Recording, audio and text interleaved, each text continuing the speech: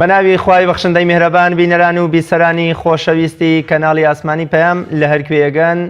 جوانترین سڵاوتان لێبێ. من ڕێاز کاکە مەحموود بە یارمەتی هاوکارانم ئەڵقەیەکی نوێی بەرنامەکەتان پێشکەش دەکەم و لە باس و خواسی ئەمڕۆماندا باز لەوە دەکەین کە موسڵمانان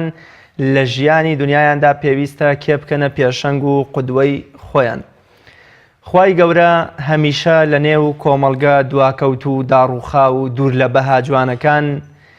پێغەمبەرانێکی لە لووتکەی ئەخلاق و ڕەوشت بەرزی و مەردایەتی و لێهاتووی و تواناییدا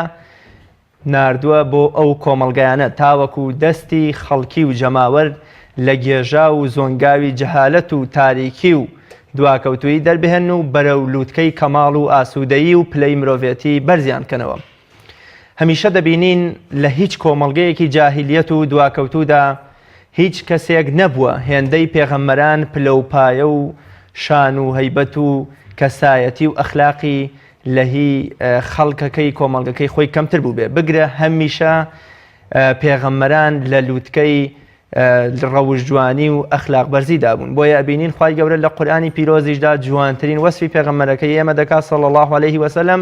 کە پێی دەفەرمێ وئینەکە لەعەلا خولوق عەظیم، واتە تۆ لە هەموو بەها و ڕەوشتە پەسەندەکاندا لە پێش هەمووانەوەی. خوای گەورە ئەم سیفەت و بەها و ڕەوشتە جوانانەی کە بۆیە بە پێغەمبەرانی داوە تاوەکو خەڵکی لە هەموو بوارەکانی ژیانیاندا بیان کەنە قودوە و پێشەنگی خۆیان. هەر کاتێ مرۆڤەکان خەڵکانی وەکو پێغەمبەران یان خەڵکانی پێغەمبەر ئاسایی کردە پێشەنگ و قودوەی خۆی، ئەوە هیچ کاتێ لە لادان و ئینحراف و تیاچوون و هەڵدێران نزیک نابێتەوە. بگرە هەمیشە بەرەو پلەی کەماڵ و ئاسوودەیی هەنگاو دەنێ. ئێمە لە ژیانی ڕۆژانەماندا کێ بکەینە پێشەنگ و قودوەی خۆمان، کێ بکەینە ئاراستەکار و ڕێنیشاندەری خۆمان، چۆن ئەو کەسە بناسینەوە کە پێویستە ئێمە لە ژیانی ڕۆژانەماندا بیکەینە قودوە و پێشەنگی خۆمان. ئێمە لەم بەرنامەیەدا باز لە هەڵبژاردننی کەسێک دەکەین کە موسڵمان لە ژیانی ڕۆژانەی خۆیدا بیکاتە قودوە و پێشەنگی خۆی، هەم لایەنی قیامەتی بۆ ڕۆشن بکاتەوە و فێری بکە و بەرەو ئاراستەیەکی گەشی قیامەتی بیبە، هەم لە دنیاشدا سەربەرزانە هەنگاوی پێ هەڵبهێنێتەوە. واتە ئێمە سەرکردە و پێشەنگ و قودوە و ڕێپیشاندەرێکمان دەوێ هەم دنیا و هەم قیامەت پێکەوە گرێ بدا وەکو پێغەمبەرانی خوا و پێغەمبەری خوا صلی الله عليه وسلم و باقی پیاوە سەربەرزەکانی تری ئەم ئومەتە بە تایبەت ئەوانەی چەرخی پێغەمبەری خوا صلی الله عليه وسلم و ئەوانش کە ئێستا بەڕێ و ڕێباز و شەریعەتی پێغەمبەری خوادا هەنگاو هەڵدەهێننەوە. واتە هەر کەسێک بۆ دنیا تێبکۆشێ و ببێتە پێشەنگ و قودوە، بەڵام قیامەت و سەرنجام و داهاتووی مرۆڤەکان پشتگوێ بخوا کاری بۆ نەکا، ئەمەش هەر سەرکردەیەکی ناتەوا و ناشایستەیە. و هەر کەسێکیش تەنها هەوڵ بدا لە ڕێی ڕەهبانیەت و گۆشەگیری و خەڵوەتەوە تەنها قیامەتی مرۆڤەکان دەستەبەر بکە و دنیایان پشتگوێ بخا و لا لە دنیا نەکاتەوە و لە خۆشیەکانی دنیا چێژ نەبینێ، ئەوەش هەروەها شتێکی ناشایستە و نەشیاوە. ئێمە لەم بەرنامەیەدا باز لە سەرکردەیەک دەکەین کە بۆ دنیا و بۆ قیامەت سەرکردە و پێشەنگ و شۆڕەسوار بێ. میوانداری زۆر بەڕێز مامۆستا شێرزاد عەبدولحەمید زانای ئاینیم کردو کە لە ستۆدیۆکانمان لە شاری هەولێر میوانی بەرنامەی باس و خواز دەبێ. مامۆستاگیان سڵاوی خوارد لێبێ و زۆر سپاس بۆ ئامادەبوونت لە بەرنامەکەم. عەلەیکوم سەلام ڕەحمەت الله وبەرەکاتوو. زۆر سپاسی جەنابشت دەکەین و تەواوی بینەرانی پەیام دەکەین ئینشاءڵڵا. زۆر سپاس. مامۆستا پێم خۆشە بزانین قورئانی پیرۆز یا فەرمودەکانی پێغەمبەری خوا صلی الله عليه وسلم چۆن باسی قودوەیی و پێشەنگێتی سەرکردە و کەسایەتیان کردووە، یان چۆن هانی مسلمانانیان داوە کە ئەو کەسایەتیە چییە، سیفەتەکانی چین کە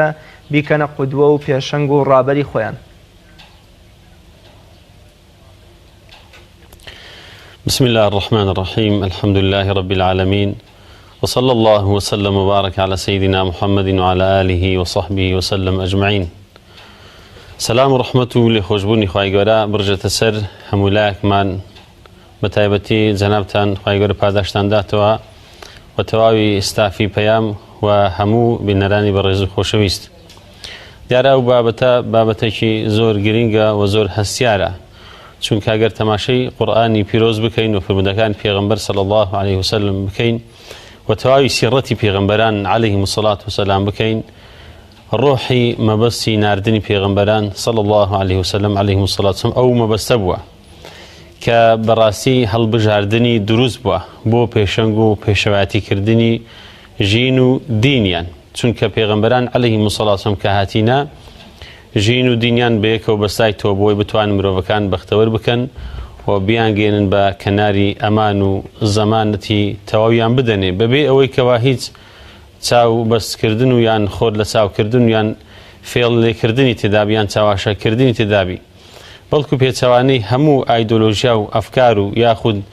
ئەو ئەدیانانی کە پێشتر هەبوو نەجاتچێت دروستکرابوون یان ئەو مەسەلەی بتپەرستی ئەوانە بوو کە خەڵک بانگەشەی بۆ دەکردن، بەڵکو پەیامی پێغەمبەران عەلەیهیم الصەلاة وەسەلام پەیامێکی زۆر شەفاف و ڕوون بووە کە مەبەست لێی بەختەوەرکردنی ئینسانەکان بووە و دەستگرتنی ئینسانەکان بووە، مرۆڤەکان بۆ کۆمەڵگەیەکان بۆ بۆی بیانگێنن بە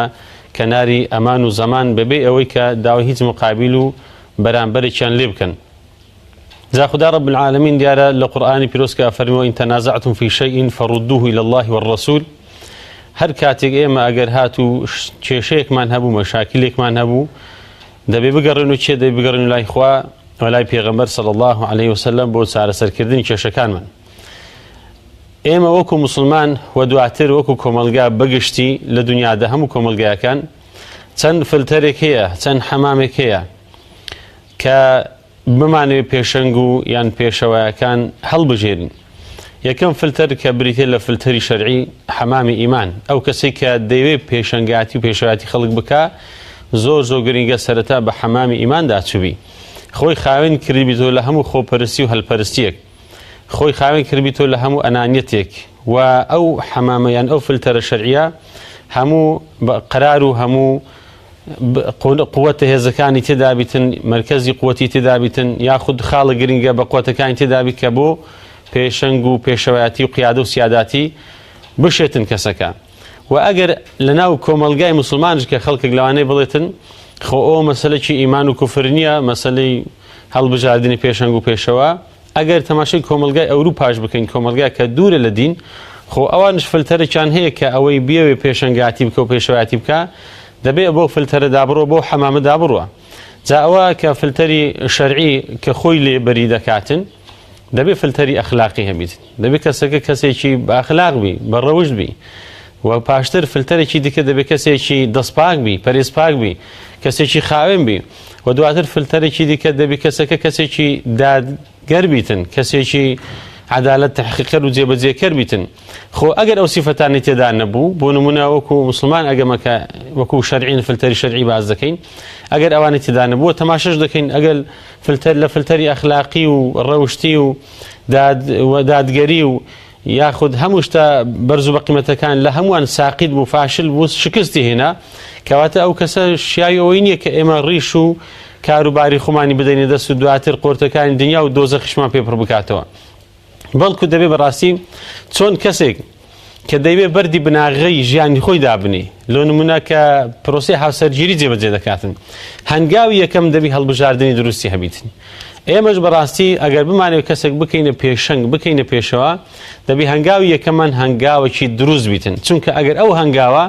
بە دروستی هاوێشتمان هەڵبژاردنێکی دروستمان کرد، هەنگاوەکانی دیکە ئەوانیش بەڕێوە دەچن ئەگەر جارجار خوار و لاریشیان تێدابی، بەڵام چونکە بناغەکەی بناغەکی دامەزراو بووە ئەوە بەڕاستی تۆکمە دەبی.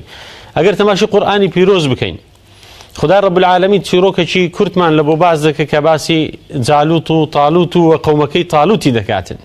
کاتێک کە لە ڕێگای پێغەمبەرەکان عەلەیهی سەلام خوای گەورە پێ ڕاگەیاندن کە کەسێک ناوی تاڵوتە ئەو دەکاتن بە قیادە و بە سیادە و بە گەورەیان، هەر چەندە قەومەکە هاتن گرەی و گازاندەیان کرد یان ئیعتراضیان کرد، یان هەتا جۆرێک لە جۆرەکان دژایەتیان کرد، گوتیان چۆن دەبێت تاڵوت بکرێتە سەرکردە پێشەنگ و پێشەوە لە کاتێک لە ئێمە نییە، کە مەبەست لەوان ئەوان وەکو جۆرێک لە چۆخایەتی و ئاغایەتی و گەوراتی و دەوڵەمەنداتی و ئەوانیان هەبوو، بەوانیان دەنازی. یعنی کەسێک ئەگەر ئەو شتانەی نەبایە و چۆخان نەبایە و گەورە نەبایە، سەرۆت و سامانی زۆر نەبایە، یان جاه و منسەب و ئەوانەی زۆر نەبایە، نا دەبا بکرا بە سەرکردە و گەورە. بەڵام خدا رب العالمین ڕەدی ئەوانی داوە کە ئەو تاڵوتە خاوەن دوو شتی زۆر بەهێزە، یەک لە ڕووی عیلمەوە زاعیلم هەموو شتەکان دەگریتەوە کە کەسێک ئەگە بێوێ ببتە پێشەنجی خەڵک کەسێکی دەبی بەڕاستی لەسەر ئەساسێکی زانستی پەروەردەبووبی نە کەسێک بی هەر هیچ نەزانیتن بستەوێن دەرێت تەنها دەستی بەرزکە و دەستی دانێ یان بەس ڕقەمەکەی زیاد بکە هیچ مەبەستێکی دیکە نەبی یان گیرفانەکەی پڕکە دواتر هیچ خەمی خۆی خەمی تەنها دەوروبەری بی خەمی خەڵک و جەمار و میلەت و گەل و هۆز و خەڵکەکەی بەگشتی نەبیتن پاشان کە کەسێکی بەهێزە لە ڕووی جسم جا ئەو جسمە کە هەموو شتەکان دەگریتەوە کەسەکە لە ڕووی زمانەوە بەهێزە کەسێکە لە ڕووی ئیرادەوە بەهێزە کەسێکە لە ڕووی جورئەتەوە بەهێزە کەسێکە لە ڕووی دەربڕینی هەڵوێستەکانی بەهێزە کەسێک نییە خۆی بشارتەوە تاڵوت کەسێک بوو سینجی خۆی هینا بەرامبەر هەموو تەحەدیا و هەموو دەستدرێژەکانی زالوت و جەیشەکەی بەڵام کەسەکانی دیکە ئەوان خۆیان دەشاردە بەڵام ئەو سینجی خۆی ناپێش ئەگەر هەرچەند لە ناوچوونی خۆشی تێدابیتن بۆی ئەو نمونە قورئانیە توانین بکەینە بەردی بناغەی دروستکردنی پێشەنگ کە پێشەنگ بەڕاستی مەرجە نییە کەسێکی ئیلا ناودار بیتن کەسێک دەبی خەڵک هەموو بیناسی و دەبی ڕێکلامی لەوە بکرێت دار و بەرد پڕ بکرێتن و چەندین ساڵ برن ئەوە خەباتیت ئەوە چیتە تا کۆتایی مادەم کەسەکە لە بەو فلتەرانەدا ڕۆیشتێک کە لە ڕووی شەرعیەوە کەسێکی بەڕاستی خواپەرستە لە خواترسە لە ڕووی فلتەری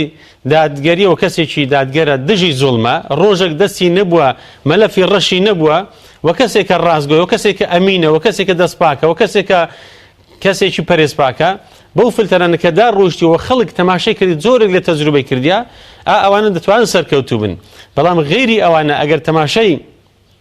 کۆمەلگای سەردەمی پێغەمبەریش بکەین صلی الله علیه وسلم کاتێک ئەبوو لەهەو بەتایبەتی ئەبوو جەهل و عوقبە و عوتبە و شەیبە ئەوانە کە لەو کاتی ئەوان زۆرێک لە ڕیشتیپیاتی خەڵکیان دەکرد بەڵام خەڵکێکی غەیری خۆیان کە خاوەندی و خان و پاسەوان نەبوو بە عەبد و کەویلایان تەماشا دەکرد پێغەمبەر صلی الله علیه وسلم کە خودای رب العالمین ڕەوانی کرد یەک لە مەبەستەکانی چ بوو تەواوکەری پەیامی هەموو پێغەمبەران بوو کە دژی زوڵم بووینە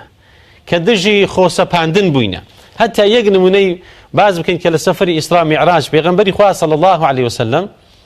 کاتێک کە ئەفەرمێتن بانگ درا کە چوومە بەیت المەقدس دیارە سەفەرەکەی پێغەمبەر صلی الله علیه وسلم دوو بەشێکیان چوویتە بەیت المەقدس دواتر چوویتە سیدرەة المنتهى خزمەت خودای رب العالمین لەو کاتێ فەرمێ کە بانگ درا قامەت کرا هەموو پێغەمبەران لەوێن دەرێ خودای رب العالمین زیندوو کردبوونەوە چاوەڕێیان دەکرد کەسێک پێشەوەیاتی بکات ئەفەرمێت جوبریل هات دەستی منی گرت ئەمنی بەرەو پێشەوە برد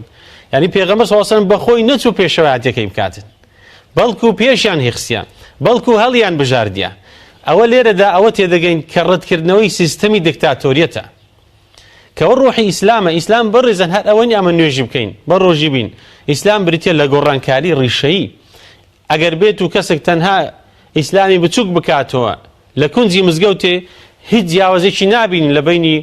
دینی نەسرانیەتەکان کە ئینحراف و لاداوی تێدایە لەگەر ئەو دینێک کەمە بۆ شوازی بانگاشەی لێ دەکەین بەڵکو ئیسلام بریتە لە بەختەوەرکردنی ئینسانەکان ڕزگارکردنی مرۆڤەکان لە عەبدەتی عەبدەکان لە بۆ عەبدەتی خوا جەل جەلاله چونکە مرۆڤ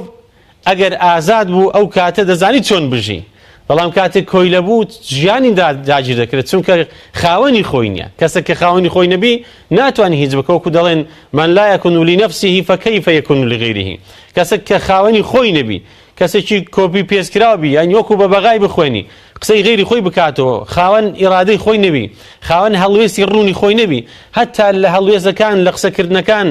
غوبون و تەپوتۆزی زۆری بەسەرەوە دیاربی هیچ هەڵوێستێکی ڕوونی نەبی ئەو کەسە چۆن دەتوانی خەڵکی بەرەو کەناری ئەمان و زەمان ببە بەڵکو کەسێک شەرمی بە دینداریەکەی خۆی نەبی لە هەر پلە و پایەک دابیتن کە بانگ درا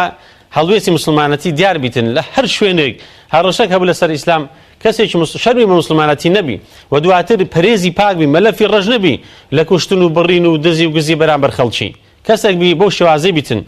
هەتا پێغەمبەر موسا عەلەیه سەلام ئەگەر تەماشای قورئانی پیرۆز بکەین زۆرترین ناو کە ناوی پێغەمبەران هاتبی لە قورئانی پیرۆز خودای رب العالمین باسی گەورەمان موسای کردیە بۆچی چونکە لە سەردەمی گەورەمان موسا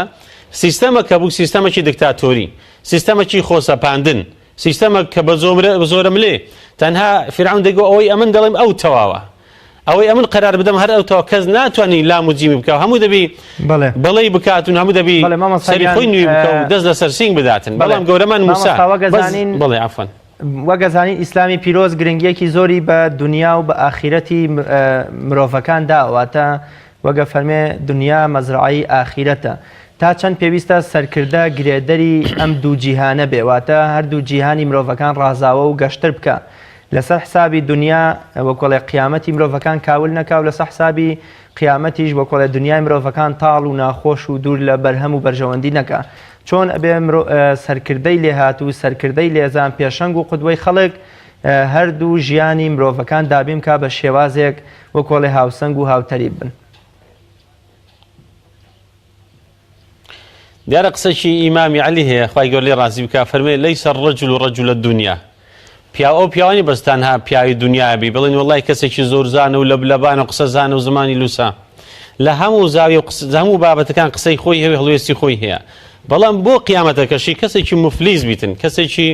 غافڵ و بێ ئاگا بیتن. وا فەرمێ وەلەیسە الرەجل ڕەجولە الآخرە، پیا و پیاوەش نیە تەنها پیاوی قیامەتێ بی لە کونجی مزگەفتێ نێتە دەرێ بڵێ تەنها ئیسلامەتی بریتە لە نوێژ لە ڕۆژی لە شاعیر و دروشمەکانی ئیسلامەتی کەوەی وەکو حەج و وەکو زەکات و وەکو سەرفترە ئەوانە جێبەجێ بکەین. بەڵێ ڕەجولە الدنیا والآخرە، پیاوی دنیا و قیامەتێ بیت. لە چێندەر هەڵوێستە شەرعیەکان و میلەت کە بە شێوازی شەرعی لەسەر ڕاست شەقەم دەڕوا پێویستی بە هەڵوێستی ئەوبی ئەو هەڵوێستەکانی دیار بیتن، کەواتە دەبی دنیا و ئاخرەتی لێگرێ بدە. بە تایبەتی کەسێک ئەگەر لە دنیا هیچی نەبیتن چ دەدوریتەوە لە قیامەتی، کەواتە دنیاکە سەرەتا گرنگترە. وەکو جەناب دامەژد بۆ فەرمودەی کرد الدنیا مەزرعەة الآخرة، دنیا چڵگی قیامەتیە، بەڵام نابی دنیا و هەرا و هۆریای دنیایش قیامەتمان لەبیر باتەوە، چونکە لەبەری خوددا رب العالمین کە فەرمێ ولا تنس نصیبك من الدنيا وأحسن كما أحسن الله إليك. ئەمە کۆڵی دنیامان زۆر قورس ناکەین، کۆڵی قیامەتێمان قورس دەکەین، بەڵام دنیاشمان دەخەینە خزمەت قیامەتێمان. ئەلێرە چەند چاکەی بکەین، چەند عەدالەت و دادگەری بکەین، چەند بتوانین هەڵوێست و موقیفە مەردانەکەمان دیار بیتن بەرامبەر هەموو ڕووداوەکان، بەرامبەر هەموو ئەحداثەکان، ئەو کاتی زیاتر لە قیامەتێ دەدرینەوە، زیاتر گەورە دەبین. گەورەمان عومەری کوڕی خەتاب خوای گەورە لێ ڕازی بیتن، کاتێک بە هەڵوێستە مەردەکانی بە هەڵوێستە گەورەکانی خۆ زۆری دیکە هەبوون لە ئەسحاب، بەڵام بۆچی ناوی عومەری وەکو ناوێکی باریز دیارە، وەکو ئەستێرەک لە ئاسمانی ئیسلام دیارە. ئەلەو کاتی کە هات موسڵمان بوو،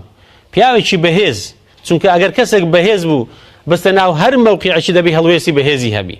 ئەگەر چۆن دەر هەڵوێستەکانی بەهێز نەبوون، ئەوە کەسێک کە بەڕاستی هەم خۆڵی لە چاوی خەڵکی کردی، هەم لە چاوی خۆشی،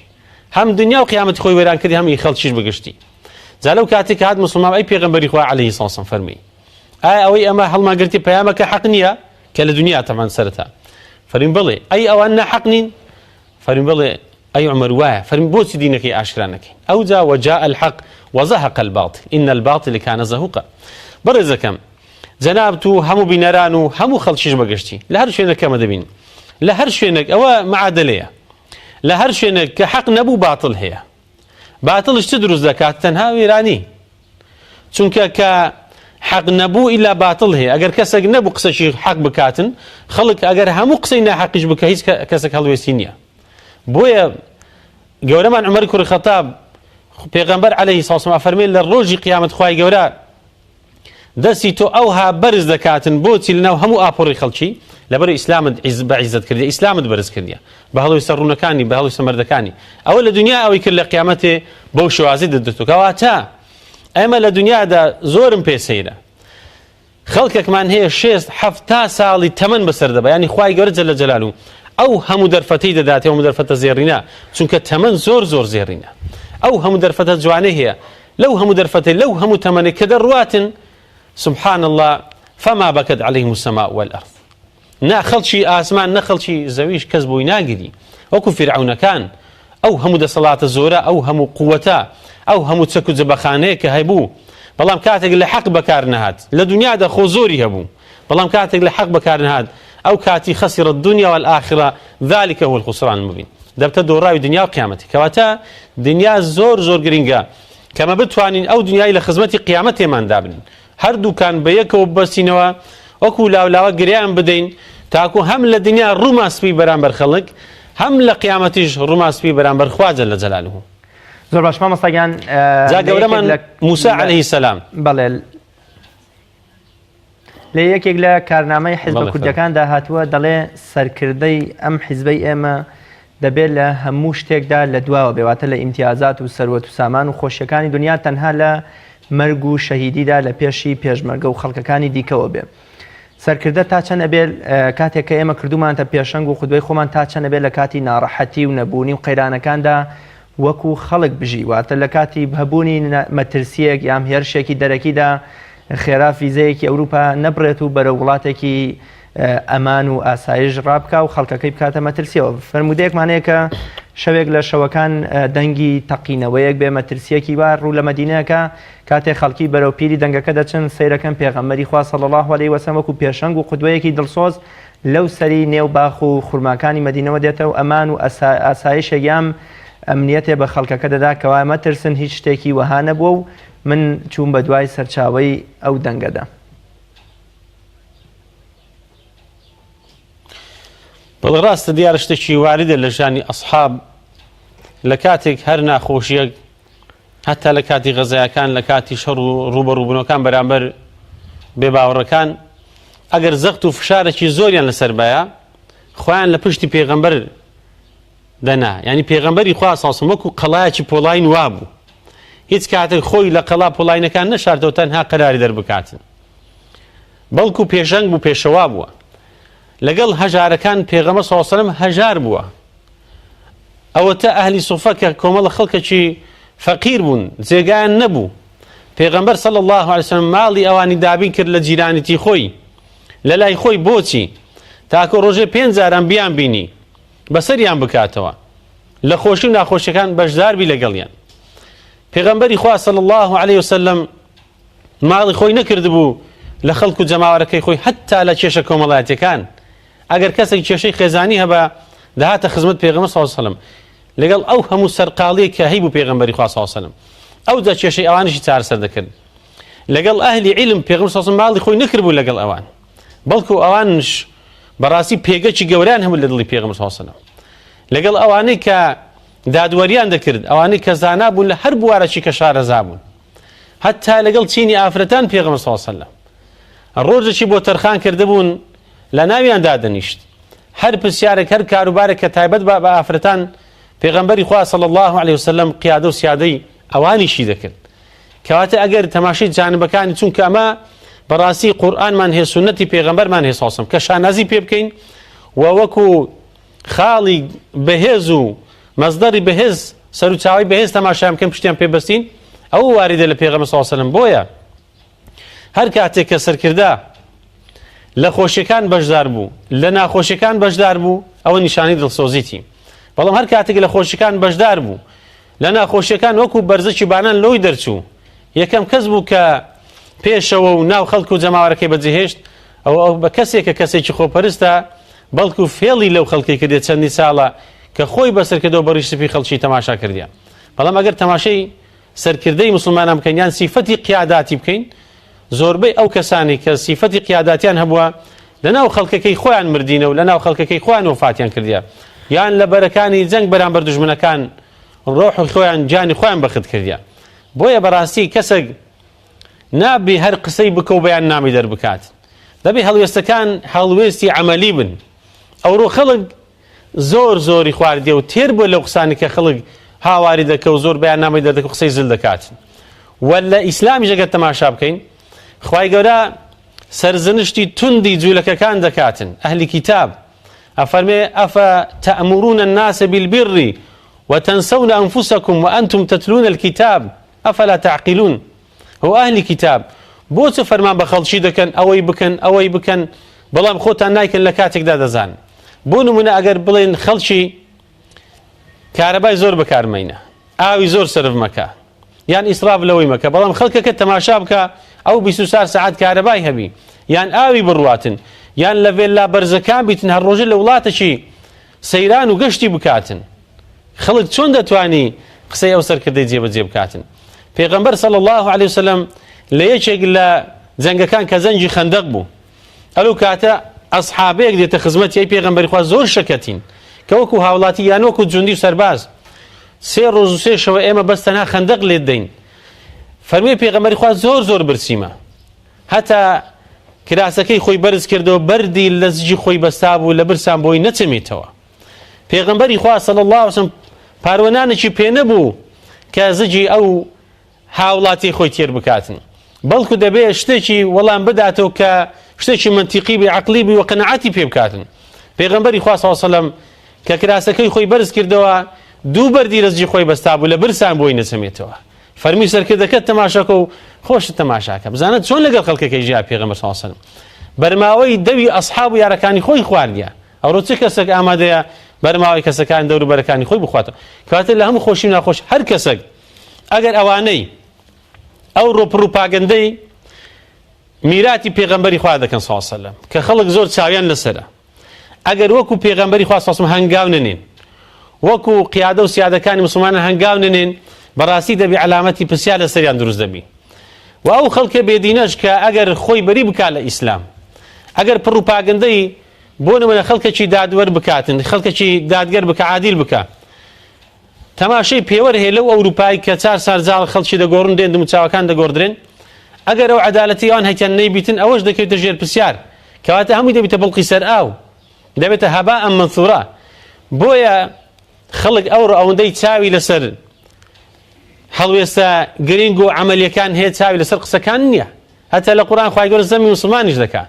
أفرمي يا أيها الذين آمنوا لما تقولون ما لا تفعلون كبر مقتا عند الله أن تقولوا ما لا تفعلون أو رو حتى أجر لبان قشو بروباغندا كان تماشا بكين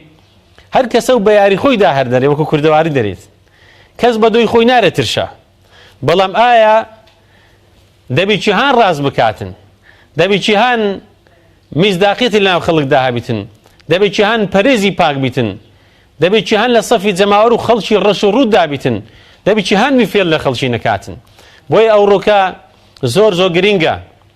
جەماوەر و خەڵک چاویان عەقلیان لە چاویان نەبیتن بە چاویلکەی ڕیش سەیری دەوروبەری خۆیان نەکەن بەڵکو بە عەقڵێکی کراوە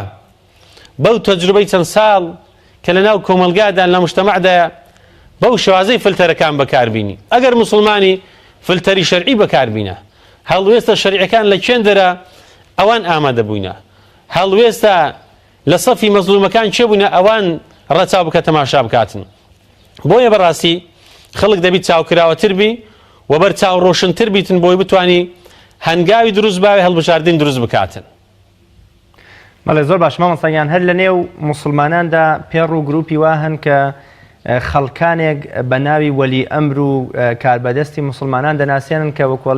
وەکو کورد دەڵێ باوکیشیان ڕۆژێ لە مزگەوتا نوێژێکی نەکردووە نازنامە یان ناسێنەرەوەن بۆ گەندەڵی و پیاوکوژی و خیانەت و بەهەدەردانی سامان و کانزای ئەم وڵاتە هێنانی سوپای داگیرکەری وڵاتان فرۆشتنی خاکی کوردستان ئەمانە وەکۆڵێ لە ناسێنەرەوەکانی ئەم کەسانە بەڵام هەر لە نێو موسڵمانانیشدا خەڵکانێکمان هەن پێیان وایە ئەمانە وەلی ئەمر و پێشەنگ و دەمڕاست و قودوەی موسڵمانان و موسڵمانان نابێت بە هیچ جۆرێ لە قسە و لە بۆچوونی ئەمانە لا بدەن و ئیتاعەشیان تا ڕادێ بە واجب و بە خواپەرستی دانێن ئایا ئەمە تا چەند وایە ئیسلامی پیرۆز مەرجی ئەوەی داناوە کە هەر کەسێ بوو بە سەرۆکی وڵات با خراپەکار بێ با گەندەڵ بێ با مەشروب خۆر بێ با دزی و گەندەڵ بێ با سەربەت و سامانی میلەتەکەی بە دەربدا ئایا ئەمە هەرە بێتە پێشەنگ و سەرکردەی ڕاستگۆ و ڕاستەقینە بڵێ دیارە بۆ وەڵامدانەوەی ئەو پرسیاری جەنابەت کە پرسیارێکی زۆر زۆر گرنگە بۆی بەرچاوی هەموو خەڵکی بەگشتی موسڵمانان زیاتر ڕۆشن بیتن و ڕووناک بیتن سەرەتا خودای رب العالمین کە فەرمێ يا أيها الذين آمنوا أطيعوا الله وأطيعوا الرسول وأولي الأمر منكم أي كومل إيمان دارن أيو كساني باورتان بخواو بروج قيامت هي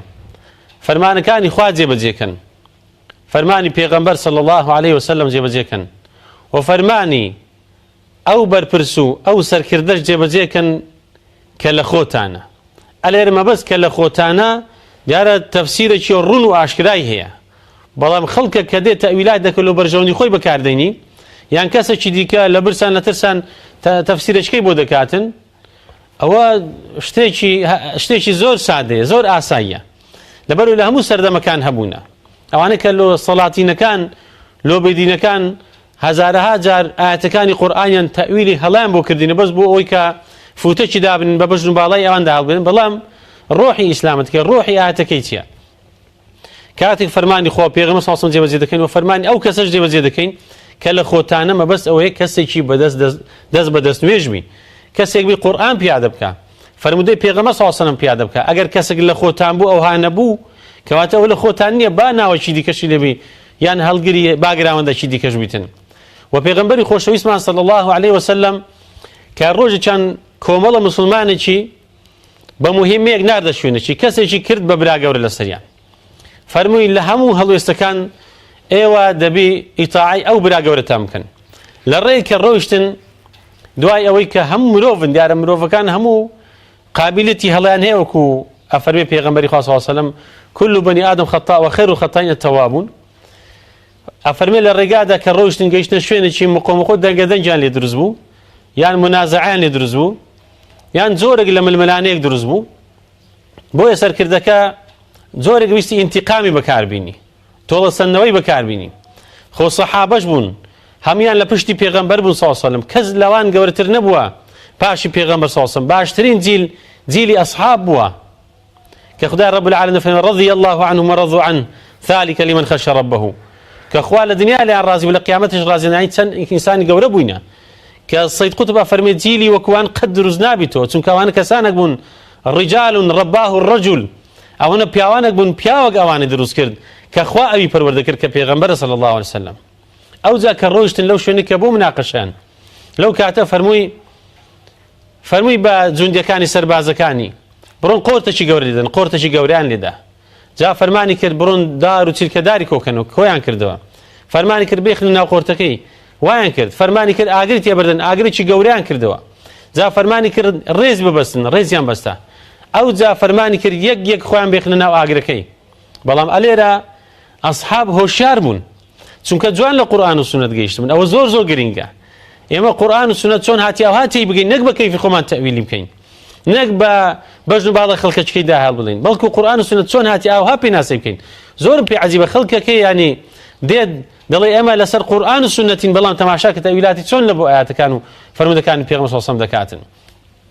ئەلەو کاتی ئەصحاب هاتن هەڵوێستیان وەرگرت موقیفیان وەرگرت گوتیان ئێمە چۆن خۆمان بێخینە ناو ئاگر ئەمە لە ترسی ئەو ئاگرەی بە دوو پێغەمبەری کەتینە صلی الله علیه وسلم لە ترسی ئەو ئاگرەی ئیمانمان بە پێغەمبەری هینایە ئەومان بە قیادە و بەس یادەی خۆمان دانێ ئەومان هەڵبژاردیە لە ترسی ئەو ئاگر نەچین ناو ئاگر چۆن ئێستا بە خۆمان خۆ بێخین ناو ئاگر بۆی ئیطاعەکەیان نەکرد خۆ قیادەکەشیان سەحابە بوو جێبەجێری کەری قورئان و فەرمودەش بوو بۆ یەکسەر ئەلەوێن دەرێ مناقەشە و مجادلەکە سەبر چۆن ئاگرەکە بە تەبیعەتی خۆی کوژایەوە ئاگری دەروونیشیان کوژایەوە گەڕان و مەدینەی ئەو قیسان و پێغەمبەر صلی الله علیه وسلم ئەو هەڵوێستیان گێڕایەوە پێغەمبەر صلی الله علیه وسلم نەیفەرموو بۆ ئیطاعی ئەو برایەتان نەکرد ئەوەی نەفەرموو فەرمووی والله لەو دەخەلوها فەرمووی قەسەم بەخوا ئەگەر بچوبانە ناو ئاگرەکەی هەتا قیامەتێ دەرنەداهاتن إنما الطاعة في المعروف فەرمووی جێبەجێکردنی فەرمان تەنها لە چاکەیە کەسێک فەرمانێکی خراپم پێ بکات دژی دین و ژینم بیتن چۆن ئەمنەوەی جێبەجێ بکەم ئەو پێچوانەی فەرمانی خوایە جا ئەبەو شێوازەی تێگەشتن لە قورئان و لە وەلی ئەمر و لە شتەکانی دیکە کەسێک دەکرێت بڵێن ئەوە ڕئیسی ئەو شوێنەیە بەڵام ناکرێ بڵێن ئەو وەلی ئەمری هەموو موسڵمانانە ئەو شتێکی زۆر جیاوازە زۆر باشە مامۆستایان لە ئێستادا بەهۆی کاڵبوونەوەی سنووری نێوان تێگەشتنەکان یان بۆ منە ئایدۆلۆژیاکان یان بیر و باوەڕەکانی ئیسلام لەلایەک و لەگەڵ دژ و نەیارەکانی موسڵمانانێک دەبینین بە تایبەت لە هەرێمی کوردستان تێکەڵ بە حیزب و گروپ و لیست و هاوپەیمانی دەبن کە بۆ نمونە لە کاتێکدا لە دەرەوەی ئەم حیزب و گروپانە سەرکردەی ئیسلامی و بانخواز و موسڵمانی ڕاستەقینی وەمان هەیە کە نەدەستی بە خوێنی ڕۆڵەکانی میلەتەکەی سوورە نە تۆمەتبار و تاوانبارە بە گەندەڵی و دزی و خیانەت لە میلەتەکەی بەڵام موسڵمانان وەکو لە شوێنی ئەم سەرکردەیە ناکەون بەڵام دەچن شوێنی کەسانێک دەکەون کە نامۆن بە ئاین و بیر و باوەڕ و تەنانەت ئەخلاقی میلەتەکەی خۆشیان ئایا ئەمە جۆرێک لە هەڵبژاردننی هەڵە نییە بۆ سەرکردەی پێشەوە کە تۆ لە دنیادا کردوتەوە پێشەوای خۆت؟ بڵێ دیارە هەر وەکو سەرەتا ئاماژەم پێکرد ئێمە وەکو موسڵمان فلتەرێکی شەرعیمان هەیە کە کەسەکەی هەڵی دەبژێرین دەیکەینە ڕیش سپی خۆمان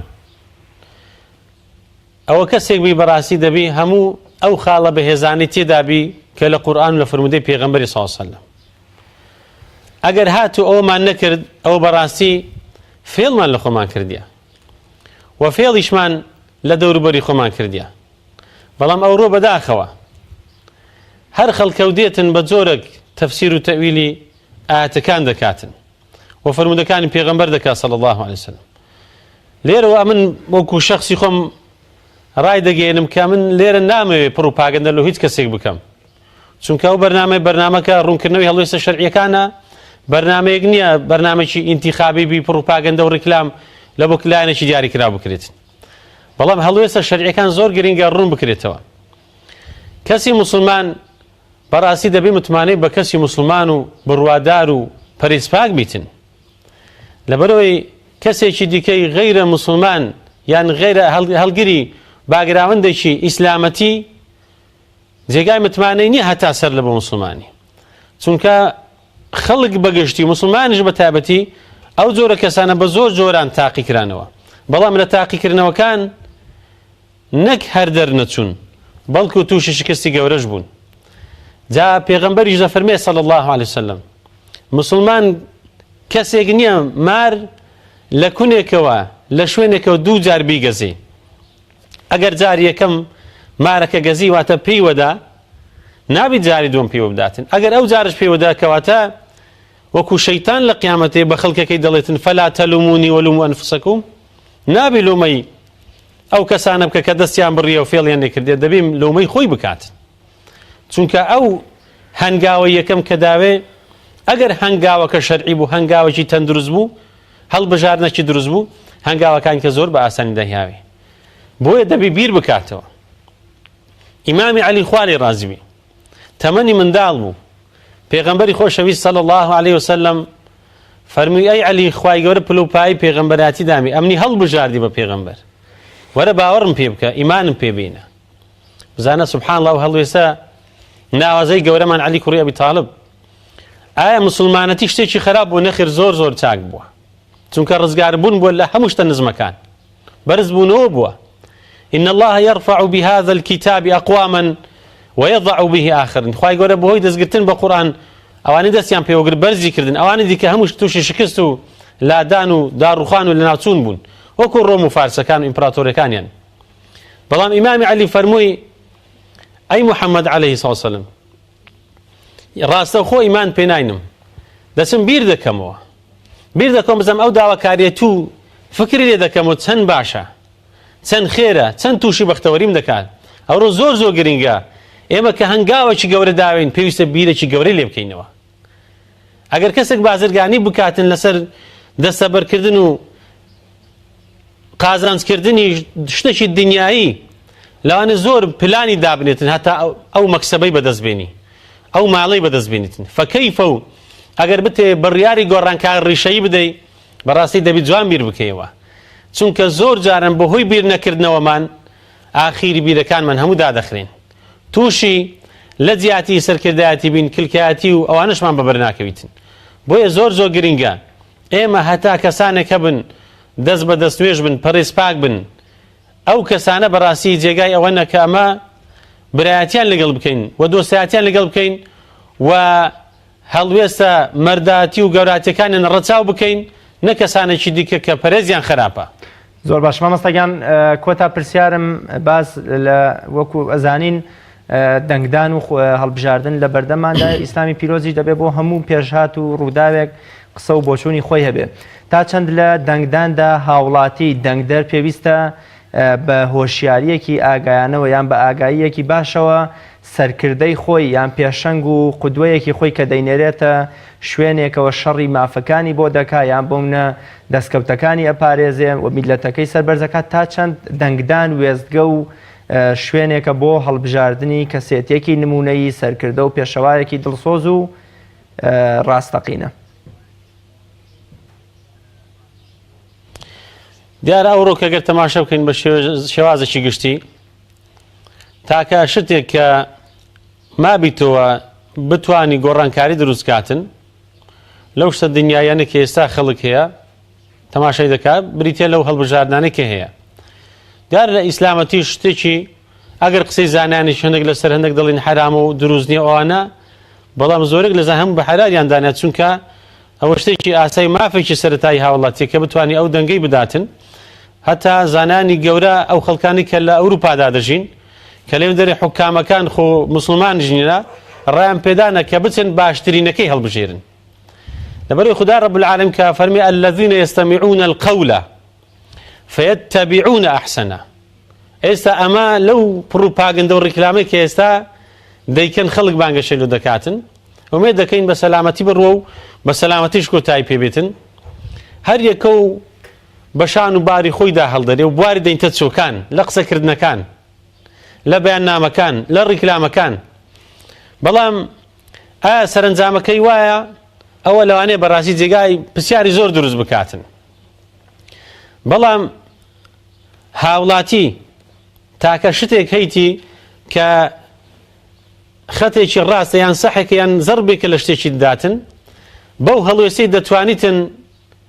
ئیرادەکی خۆی بنوێنیتن یان گۆڕانکارێکی ڕیشەی دروست بکاتن پێویستە هەرزان فرۆشی نەکات و پڕۆپاگەندە و هاوار نەکاتن کە خەڵکێک دەڵێن ئەگەر ئەتوو دەنگ بدێ فلان کەسی و دەنگ نەدێ فلان کەسی ئەوەت بەسەردێ ئەوەت لێ دێتن نەخێر ئەو کەسانە دەبی خاوەن هەڵوێستی خۆیان بن لە ئیسلامەتی زۆر زۆر گرنگە کەسێک خاوەن ڕەئی خۆی بی خاوەن هەڵوێستی خۆی بی کەسێکی کۆپی نەبی بڵێ وەڵاهی بابم ئەوها ڕۆیە ئەمنیش هەر وا دەڕۆم ئەگەر بابی بە ڕێگایکی هەڵەدا ڕۆیشت و پێویست ناکە کوڕەکە بە ڕێگایکی هەڵەدا بڕواتن چونکە ئەوە شیعاری جاهیلەکانی پێشی پێغەمبەر بوو سەڵڵەهو عەلەیهی وسەلەم دەیانگوت ئەمە لەگەڵ برا گەورەکەی خۆمانین خوار بڕوە خوار دەڕۆین ڕاست بڕوە ڕاست دەڕۆین بەڵام ئێمە وا ناکەین انصر أخاك ظالما أو مظلوما برای خود بەسەر بێخە ئەگەر زاڵم بوو یان مەزلوم بوو گوتیانەی پێغەمبەری خوا صلی الله علیه وسلم ئەگەر مەزلوم بوو قەیناکە زڵم لێ کراوە بەسەری دەخین چۆن زاڵم بەسەر بێ فەرمی دەستی بگرە لێ مەگەر زڵمەکەی بکە ئەوڕۆ ئەضعف الئیمان ئەوەی ئەمە دەستی زاڵمەکان بگرین برین بەسە چی دیکاتە ئێرە زڵمتان کرد بەسە زڵمەکەی مەکەن هەوڵ بداتن ئەضعف الئیمان ئەو هەڵوێست موقیفەی بنوێنیتن ئەگەر هەر هیچی پێ نەکرێ دەتوانی ئەوەی بکاتن کەواتە ئەو دەنگدانە شایدیدان و ئەمانەتێکی گەورەیە ئەو هەڵوێستە ئەو ئینتیخاباتە بزانە بە چ شێوازێکی شەرعی و بە فلتەرێکی دادوەری ڕازگویانەدا دەڕوا ئەبە ڕێگایی دابڕواتن نەک خوا نەخواستە فێڵ لە خۆی و لە دەوروبەری خۆی بکاتن بەڵکو خاوەن ئیرادەی خۆی بی و خاوەن ڕێی خۆی بیتن نەک خاوەن ڕێیەکی کۆپی پێستکراو بیتن زۆر باشە زۆر سپاس بۆ بەڕێز مامۆستا شێرزاد عەبدولحەمید زانای ئاینی کە ئەمڕۆ لە ستۆدیۆکانمان لە شاری هەولێرە و میوانی بەرنامەی باس و خواست بووی زۆر سپاس دەکەم و بینەرانی بەڕێز و خۆشەویست سپاس بۆ ئێوەی عەزیزیش کە تام لەحزەیە بینەرمان بوون تا بە یەگەیشتنەوەیەکی تر بەخوای گەورە مێرەبانتان ئەسپێرم خواتان لەگەڵ